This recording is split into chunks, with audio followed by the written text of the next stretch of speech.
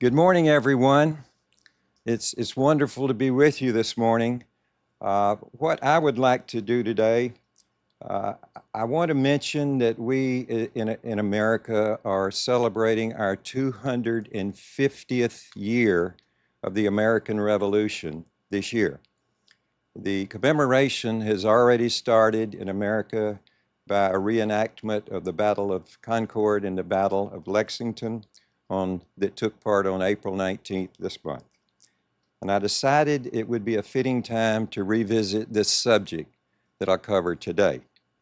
I first gave a version of this talk in 2007 at a Roots of Faith conference in St. Francisville, Louisiana.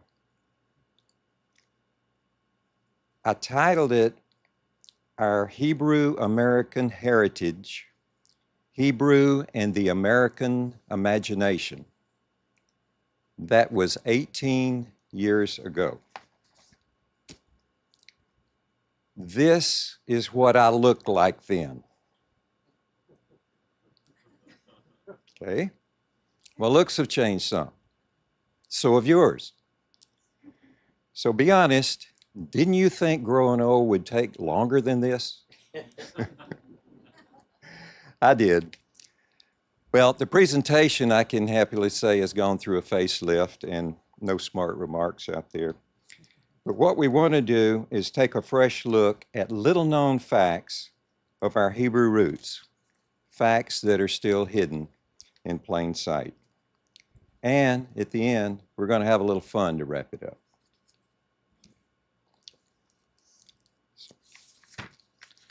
Okay, timeline. Let's look at the chronology of events to try to put it in perspective. And we're familiar with some of these dates, and in 1492, Columbus sailed the ocean blue. We all learned that in school.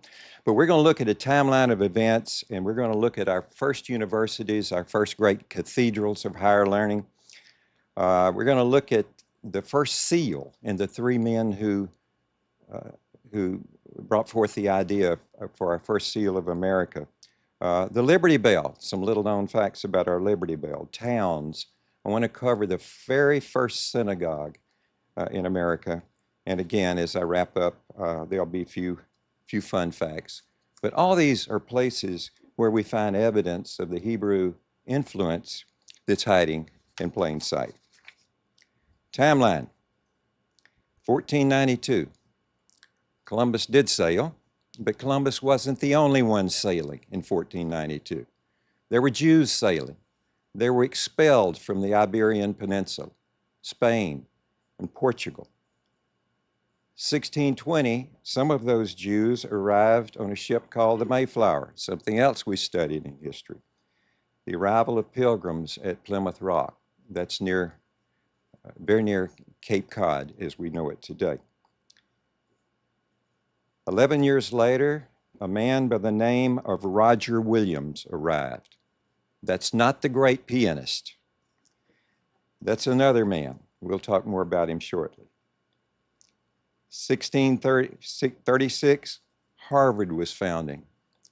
Our first college in the American colonies was Harvard University. In 43, Roger Williams founded the colony of Rhode Island to create a haven for religious freedom. Hang on to that thought. Now, just a word about Roger Williams because he was so important. He was a Puritan Baptist minister and a theologian who founded the colony of Rhode Island. It later became the state of Rhode Island. And he was a staunch advocate for religious liberty and the separation of church and state. That got him expelled from the Massachusetts Bay Colony by the Puritan leaders. Rhode Island became the first government in the Western world to guarantee religious freedom in its founding charter. Williams was a key influence on the thinking of the founding fathers, and his ideas on religious tolerance and civil government directly influenced the principles later enshrined in the First Amendment to the U.S. Constitution. And of course, in 1654, we had the arrival of the first significant group of Jews arriving at a place called New Amsterdam, present-day New York. 1658, a Jewish settlement was formed at Newport, Rhode Island.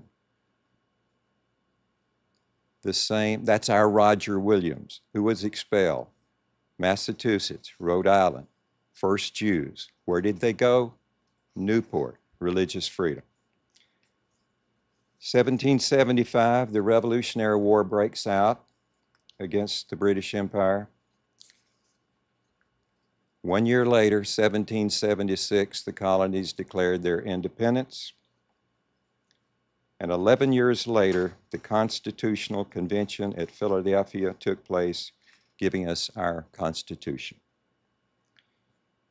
1790, new president, George Washington, welcomed Judah to America.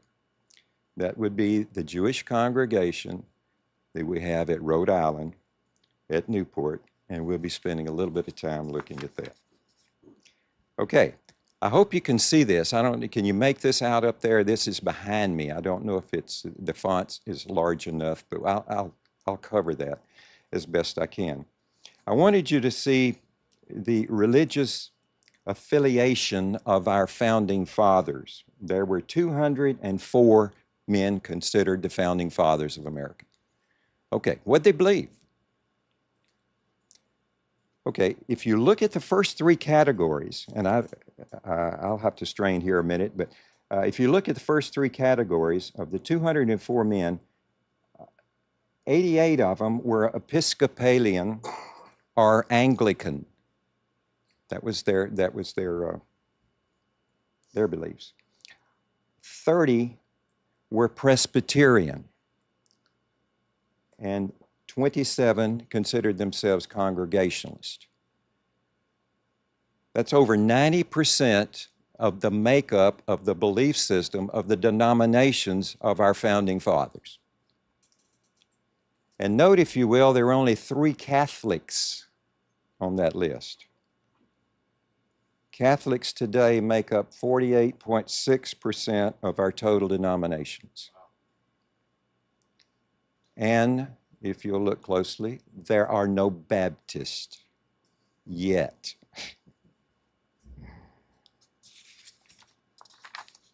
No nation has been more profoundly influenced by the Hebrew Bible than America.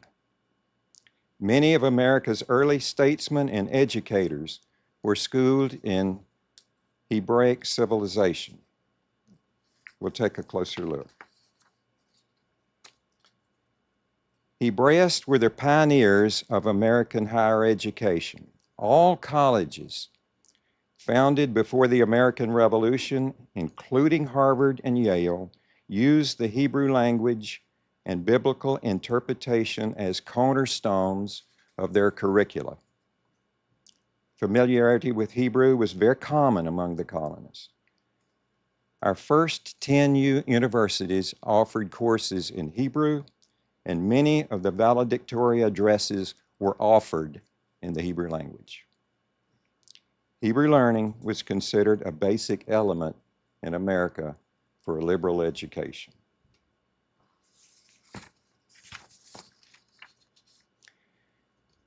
Samuel Langdon, the president of Harvard College, made this statement: "All that are educated in this seminary of learning consider the excellency of the Holy Scriptures above all the wisdom of the world." Langdon was a congregational clergyman and an educator. After serving as pastor in Portsmouth, New Hampshire, he was appointed president of Harvard University in 1774, and he held that post until 1780. 1774, 1780. What happened during that period of time? He would have been Harvard's president all during the Revolutionary War and our independence. Now, we've got some things to unpack. This may be a little busy for you. I'll do my best to explain it. If you can't see it, then you might want to look it up sometime. Very interesting, because it tells us about that influence early on by the shaping of the minds and the thoughts of our forefathers. I want us to look at the first three seals of three of our first 5 universities. Let's look at Yale. The first known seal of Yale appears on the master's diploma of its future president, Ezra Stiles, in 1746. And if you can see it, it's at the top. It has the Hebrew words Urim and Thummim inscribed upon it in Hebrew letters on the seal. It also has the Latin words Lux Veritas, which stands for light and truth, that surround the seal. Hebrew words. Quick look at Dartmouth. The main shield in the original design depicted a band of Native Americans emerging from a pine grove toward a 2-story building, if you can see it here. One of them is holding a book. Above the shield in the original design is a triangle with the Hebrew words El Shaddai. A diagonal label above the trees contained the Latin motto, which means the voice of one crying in the wilderness. That refers to Dartmouth College, their origins in training missionaries to go forth into the wilderness of New Hampshire. Now, let's try to unscramble Columbia's, the one you see that's left. Columbia was founded in 1754 as King's College, renamed Columbia College when it reopened in 1784 after the American Revolution, and it became Columbia University much later in 1912. The college is represented by a lady sitting on a throne or on a chair of state that you see here, with several children at her knees, which represents, of course, the pupils. She holds an open book in her right hand, which has Greek letters. The living oracles over her left shoulder has a label with these words in Hebrew letters. Ori El, God is my light. And that's a direct quote from Psalms 27 and verse 1. Over her head is the word Jehovah, the Yud He Vav He, with beams coming triangularly to a point near her head with these words around her for her motto. En lamin tu bidibanus lumen. In thy light shall we see light. That's a reference to Psalm 36 and verse 9. So we can see this Hebrew influence deeply embedded in our founding institutions of higher learning. Richard Mather, you may have heard that last name. He was a Puritan theologian, quoted from 2 Samuel and then made this comment before he and his family sailed from England. He said, "And I will appoint a place for my people Israel, and will plant them, that they may dwell in their own place and be disquieted no more. Neither shall the children of wickedness afflict them any more, as at the first. We are now going to that land." The Mather family arrived on a sailing vessel named James 15 years after the Mayflower set sail. Richard was the father of Increase Mather, who later became the president of Harvard College. Let's look at a few more of those symbols. Everybody's familiar with this one, the $1 bill. I want to look at some examples of the design and the meaning of a few items. And we'll start with our currency, the dollar bill. There's lots of symbolism here. Some of this you've known, some of this you've dabbled with, some you may not know. But this is the reverse side of the $1 bill. It shows a seal on the left that features an unfinished pyramid. And note the number, because this is going to hang with us. The unfinished pyramid has 13 steps, topped by the eye of providence within a triangle. At the base of the pyramid are engraved the Roman numerals for the year 1776, the year of our American independence from Britain. Notice above the eagle is a cluster of 13 stars arranged in a six-pointed star, similar to the Star of David. The eagle's breast is covered by a shield with 13 stripes, and as on the first flag in America, the stars and stripes stand for the 13 original states of the Union. The eagle holds a ribbon in its beak. It reads, E pluribus unum. It's a Latin phrase that means out of many, one, or literally one nation, or we all stand together as one. Both the phrases E pluribus unum and Annuit coeptus contain 13 letters. In its left talons, the eagle holds 13 arrows. And on its right talons, it holds an olive branch with 13 leaves and 13 olives. To the right of the seal is a string of 13 pearls, and like the 13 tribes of Israel, we have the 13 original colonies. Okay, let's look a minute at our first design. It was the first design for the reverse of the Great Seal of the United States, and it was submitted to the Continental Congress by three men.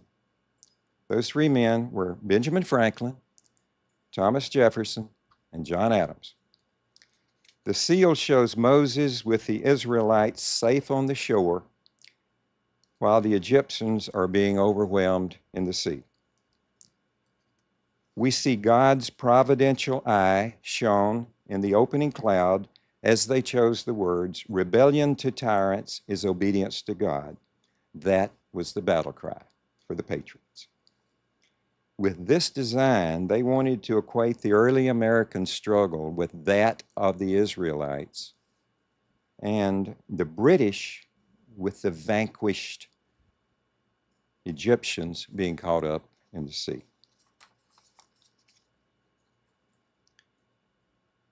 How many people in here have visited Philadelphia and seen the Liberty Bell? Show of hands. Yeah, good, very good. Glad you have. Would that all could see it. The Liberty Bell was previously called the State House Bell or the Old State House Bell, and it's another iconic symbol of our American independence and, of course, located in Philadelphia today. The bell was commissioned in 1752 and was cast with the inscription, proclaim liberty throughout the land unto all the inhabitants thereof, a direct biblical reference to the book of Leviticus 25:10. Thus, the essence of the role model of liberty was the Passover. And of course, that was the Jubilee. And that was what was engraved on the bell, was the freedom and the release of all men. A little known side note, the bell first cracked after it was rung in Philadelphia. It was twice recast by a local workman by the name of John Pass and John Stowe, whose surnames appear on the bell if you look closely. It didn't acquire this big crack that we see on it now until almost a half a century of heavy use later on.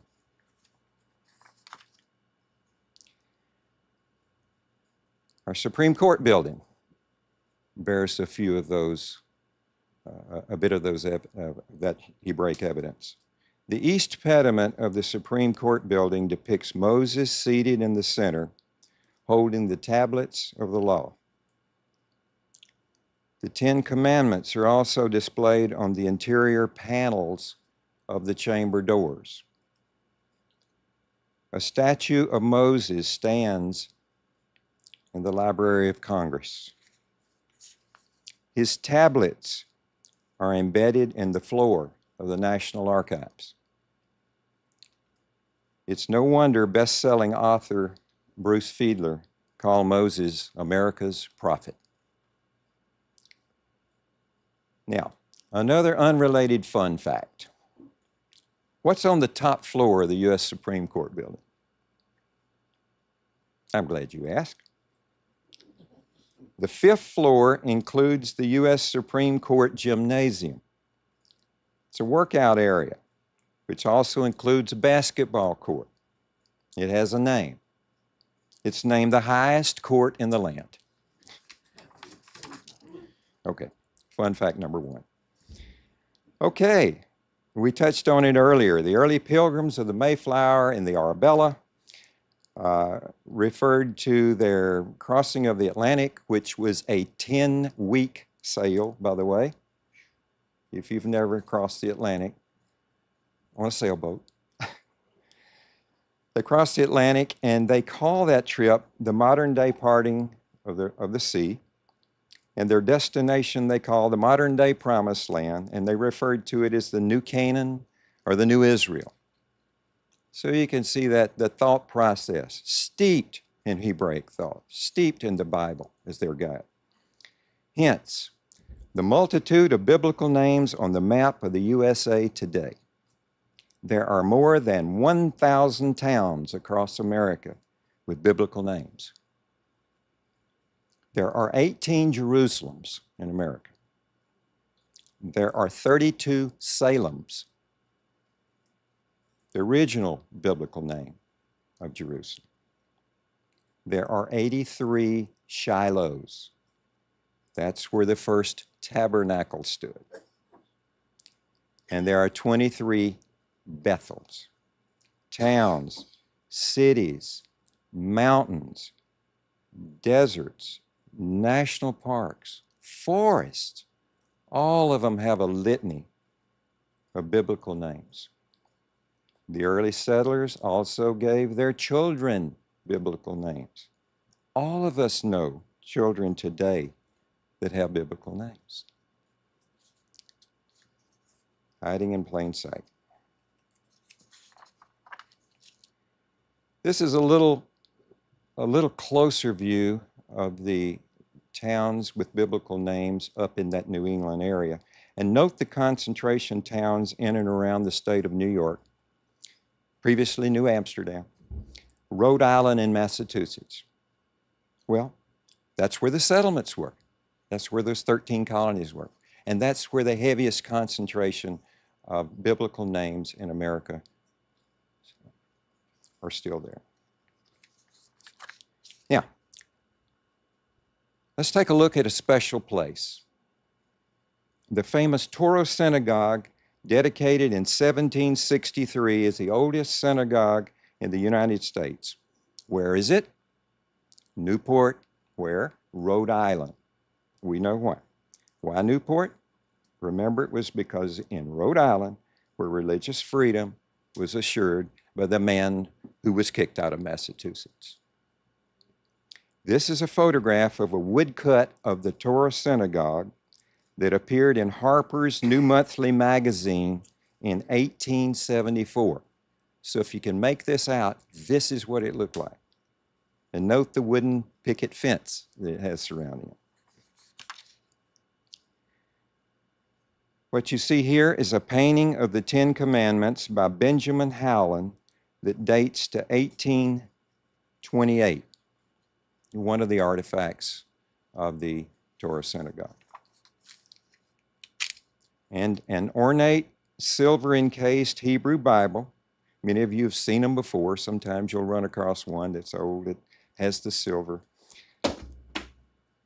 It was printed in Amsterdam, Holland in 1746. It includes the initial of the owner, ASM. He was a member of the Torah Synagogue. We don't know who he was, but we know his initials.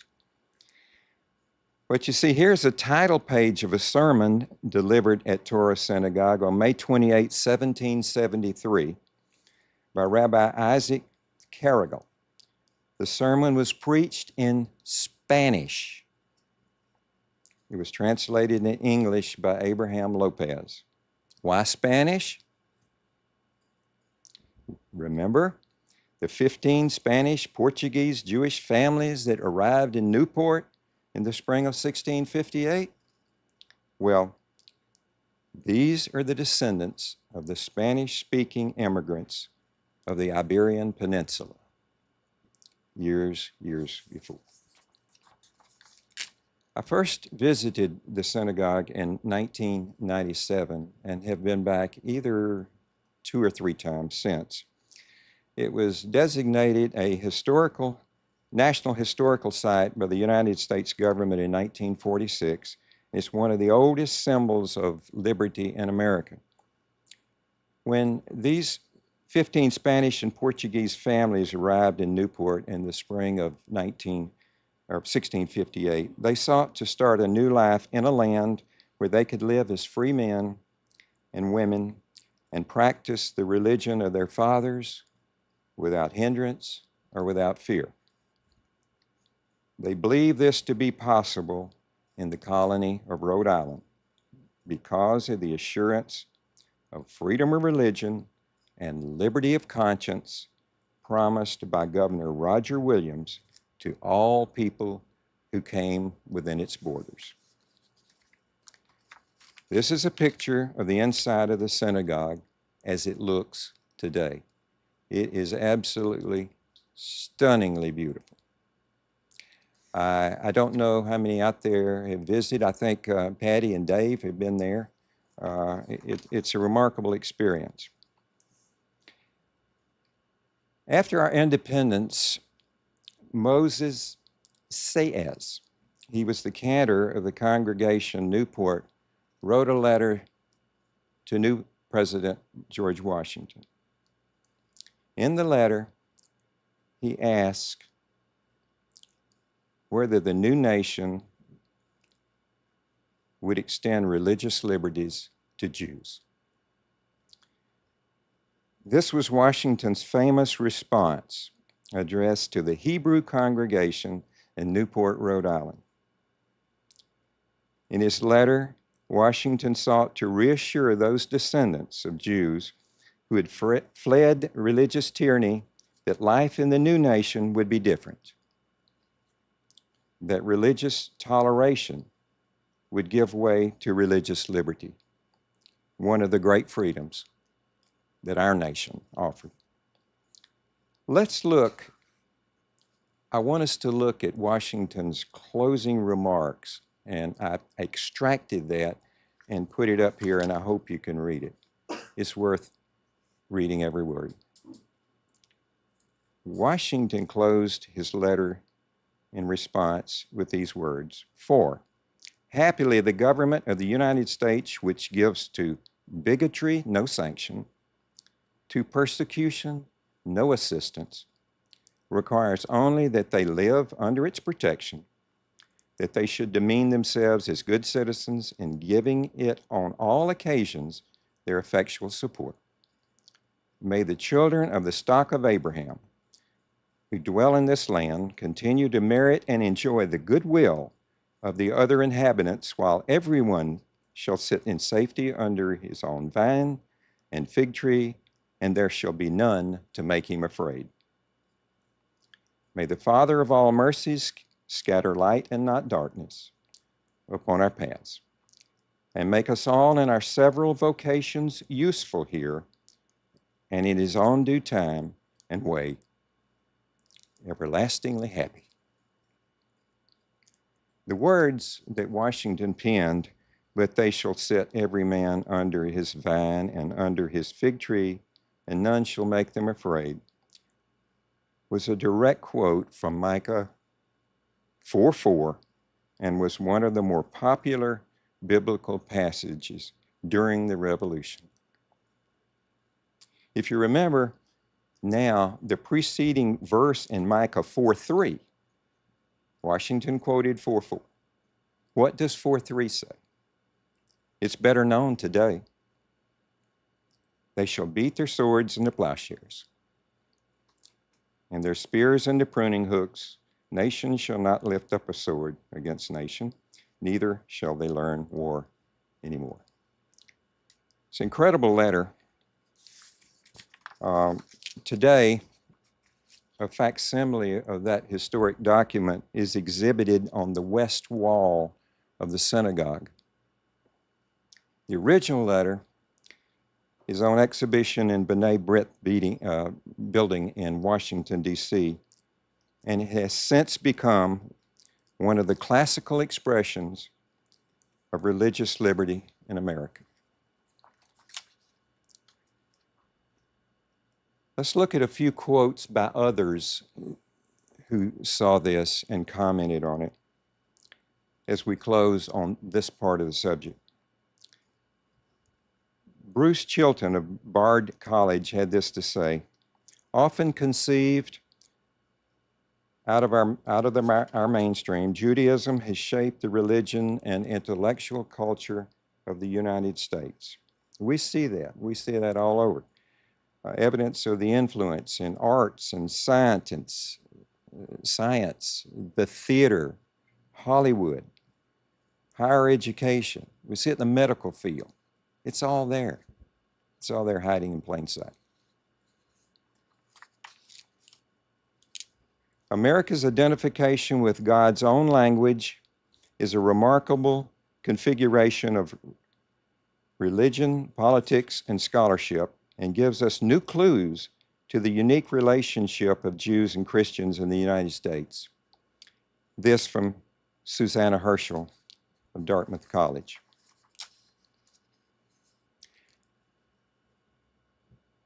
I think I'm okay on time. I put this in thinking if I was short on time, I wouldn't share it, so I didn't prepare a slide.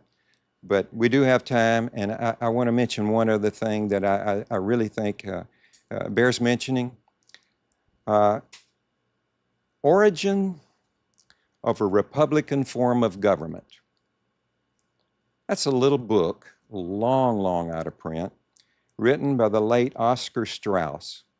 Oscar Strauss lived between 1850 and 1926. He was twice the U.S. ambassador to Turkey under Presidents Cleveland and McKinley. In one of the book's chapters, The Genesis of the Republic, Strauss shows how closely the early American settlers followed the pattern of life set by the ancient Israelites. And it's really worth reading. I'll quote this directly. The Bible was to them not only their guide in religion, but their textbook in politics.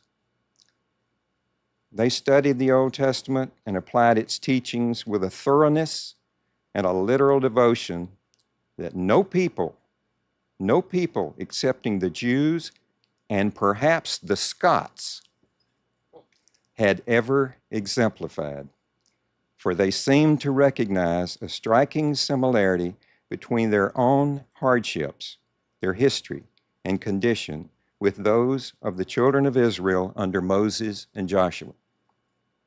They quoted its text with a literal application. Their condition they characterized as Egyptian bondage, and James I they referred to as Pharaoh. The oceans whose dangers and hardships their ancestors were given to encounter, they spoke of as the Red Sea. They likened their numbers to that of the children of Israel, 3 million souls. America, in whose wilds they had come, was their wilderness. And Washington and Adams were frequently referred to as their Moses and their Joshua. I'm very fortunate to have an old copy of that book that David Horowitz gave me personally. David also wrote a UN piece for the Jewish press that he titled America and Israel, a Passover Connection. He wrote it. It was released on April 25th, 1997, exactly 28 years ago yesterday. I brought copies of that article. We'll make a few copies and I'll leave them on the back table if you'd like to have a copy of it. It's a single-page article that David published on that very subject. He refers to Oscar Strauss in here. He quotes Oscar Strauss. And I thought that might be worth including if time permitted. Finally, here's a comment by Rabbi Raphael Hirsch that I absolutely love because I believe it sums it all up remarkably well. This Torah became the foundation of life and truth from which the very nations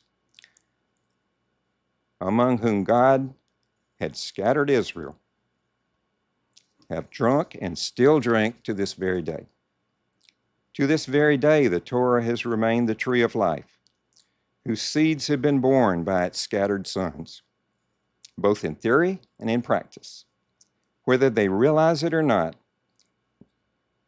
into the fields of people and nations. That was his commentary on Kershaw Vayikra. All right, that's the serious part.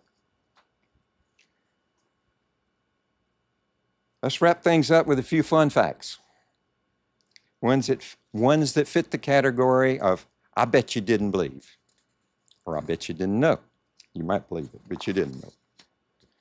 Okay, we saw the Hebraic influence all across America, but what about our 49th state? We started adding states. We added a 49th state in 1959, year I graduated from high school, by the way. Yeah, now you really know how old I am. Are there any Jews in Alaska? Glad you asked. Alaska has 3 synagogues and a Lubavitch Center to serve about 6,000 people up there. Jews first saw Alaska in the 18th century as part of various expeditions in service to the Tsar's claim on the region, and in the 19th century, Jews entered Alaska as merchants, miners, steamboat operators, and trappers. Today, 4 mountains bear Jewish names. Mount Neuberger is named for Richard Neuberger, senator from Oregon, who advocated Alaskan statehood. Ernest Gruening has a mountain too. He was Alaska's first senator and an avid opponent of the Vietnam War.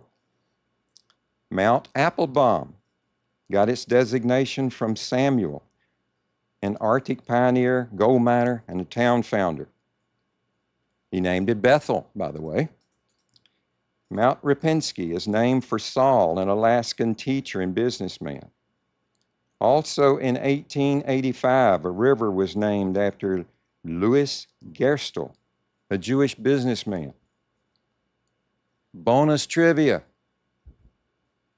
There's a saloon in Alaska.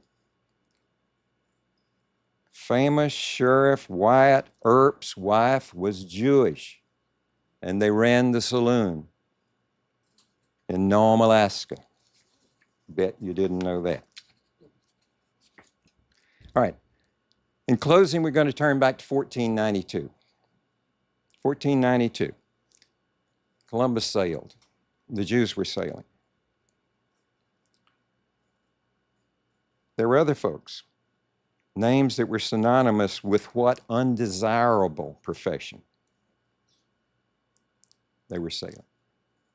They were famous high seas pirates. Remember now, this is fun facts. We're having some fun here. You see the names here, Blackbeard, Anne Bonny, you recognize these, some of them. William Kidd, Roberto Clemente. You've heard of these famous pirates who sailed the 7 seas. Okay, maybe not Clemente, but he was a famous Pittsburgh pirate all through the 20th century, and if you're a baseball fan like I am, you know who he was. I just threw that in to keep you alert.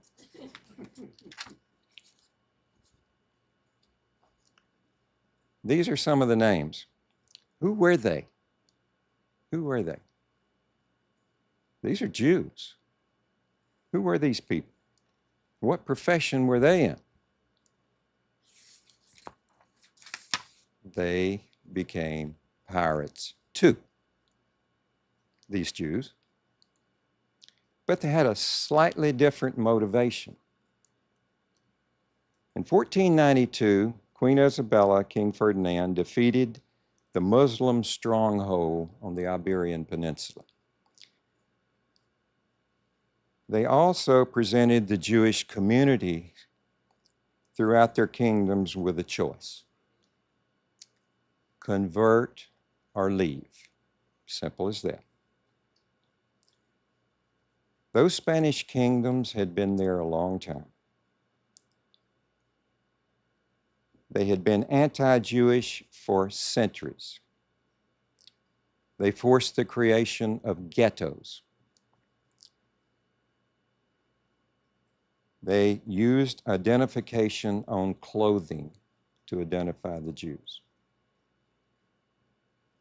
to isolate the Jews. Nazi Germany didn't invent those tactics, but they learned from history. In 1492, they either had to convert or leave. So, our Jewish friends that we just saw the names became pirates, but they were pirates with a purpose. Before becoming pirates of the Caribbean, these were skilled and respected navigators and sailors in service to the crowns of the Iberian Peninsula. Despite their expertise and loyalty, the Inquisition cost them their positions and almost their lives. They lost everything. So how did these angry, unemployed Jewish sailors make a living? They became pirates. But they didn't target just any ship. They deliberately attacked and pillaged Spanish and Portuguese vessels, often collaborating with similarly displaced Muslims to avenge the horrors of the Inquisition.